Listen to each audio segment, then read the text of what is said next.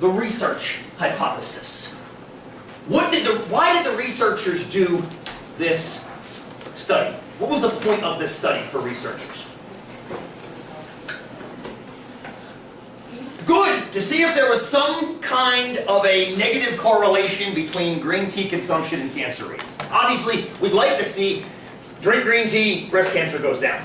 So in other words, the more green tea, the less breast cancer. We'd like to see that kind of a correlation. So the theory, the hypothesis to be tested, and it's called either H1, sometimes it's called HA, depends on what book and or journal you're reading. That stands for alternative hypothesis. The H1 is because the null hypothesis is H0. These are just old symbols we have to kind of get used to. So this is either the alternative hypothesis or the other hypothesis besides the null. We'll get to that in a second. And what we're trying to see is, we're trying to see if green tea is associated with lowered breast cancer rates.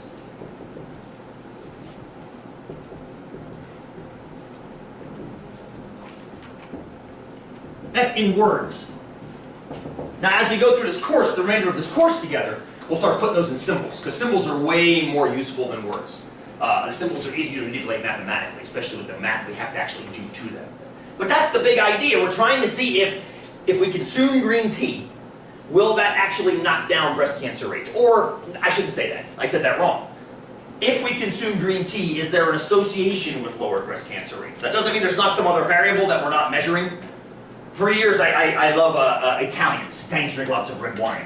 They also have much better heart rates, or heart attack, well, much better heart attack rates than we do, i.e. lower than we do. Like, how can you drink all this red wine and have fewer heart attacks than Americans? Because what else do Italians do? They eat with oil. Oh, good! I wasn't thinking about that one, Austin. I wasn't thinking dietary, but yeah, olive oil, especially extra virgin olive oil. Oh, so good. What else do they do all the time? How do they get their olive oil? They freaking walk to the market, up and down hills. I've seen women in Italy with calves like this, old, like 85-year-old walking on the market. They walk like 2 miles an hour. But I mean, they got these killer calves, and they just walk everywhere. So you can't just remove everything except the red wine and say, what? I don't get it. It's because it's not just the red wine. It's red wine plus everything else. There are some chemical reasons red wine does what it does. In the extra resources page for this, I actually found a great study that targets that. Targets red wine and its clotting and anticoagulant properties. Totally freaking awesome. But there are other variables in some cases besides just the consumption of one product. The idea, as Natasha pointed out, is you want to control for as many other variables as possible, so you're only studying the one that you're interested in. Cool? Alright, so that's what the researchers are hoping to see, and we call that the research hypothesis. That's the research hypothesis up there, research hypothesis. Or the alternative hypothesis. Now, this is interesting. Why is it called the alternative hypothesis? Alternative to what? To the null. Yes! To the null! And what is the null? Good. The null in this case is that there is no association between green tea consumption and lower breast cancer rates. That would be the null hypothesis, H sub 0. I think that's why the number is used, because it's the null hypothesis. Again, I got no other rationale other than it's called the null because it always has been called the null. That's what the 0 is there. So the null is essentially the opposite of the research, which is green tea. Green tea is not associated. It is not associated with lowered breast cancer rates.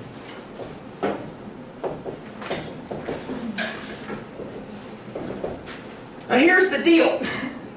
When did you guys first hear about green tea being good for you and knocking down breast cancer?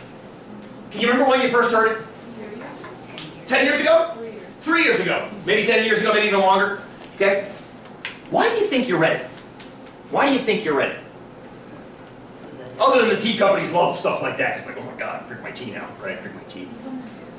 It's on the news. Why is it on the news? Somebody did a study. Some study was done somewhere, McKinnon. Yes, good. Why was the study done? Somebody was curious. Somebody was curious why. Why not Mountain Dew? Mountain Dew lowers breast cancer rates, right, Nick?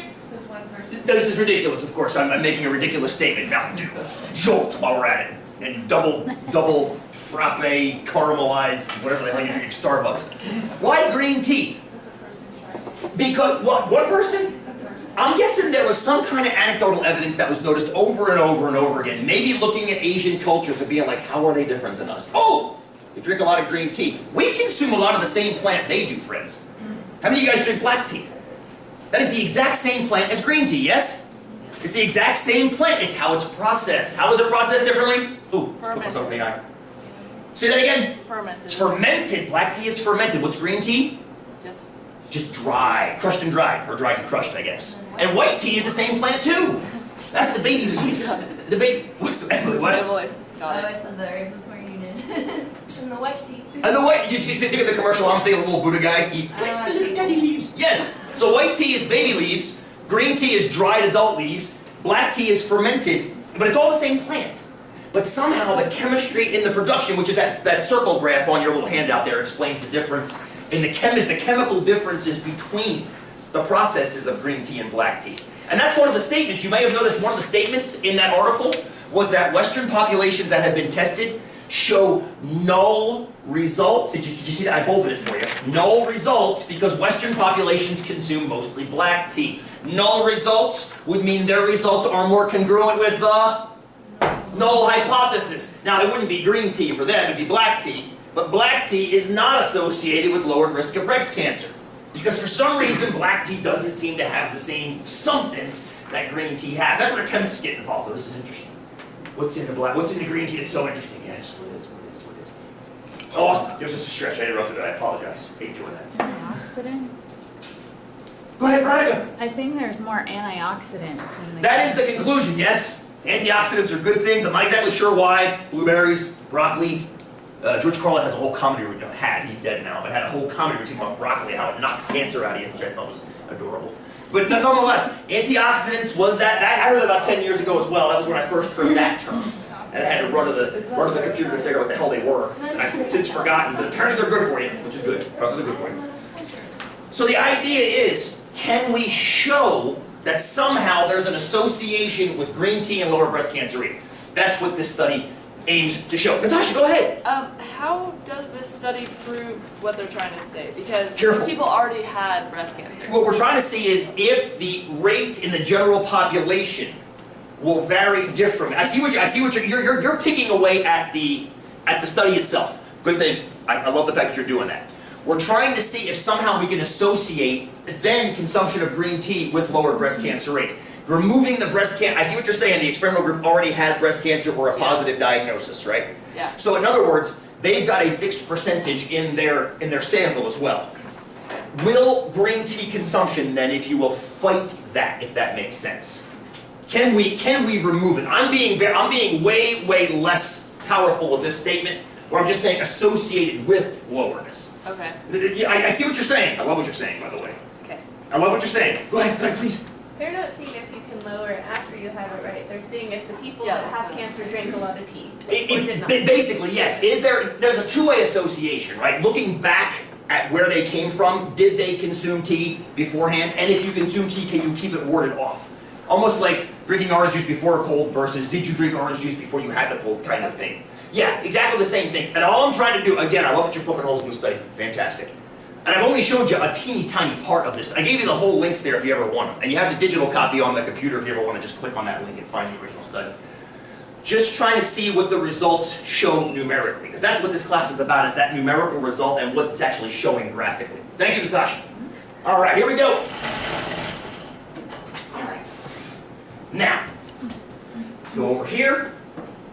There's your p-value, which is the whole point.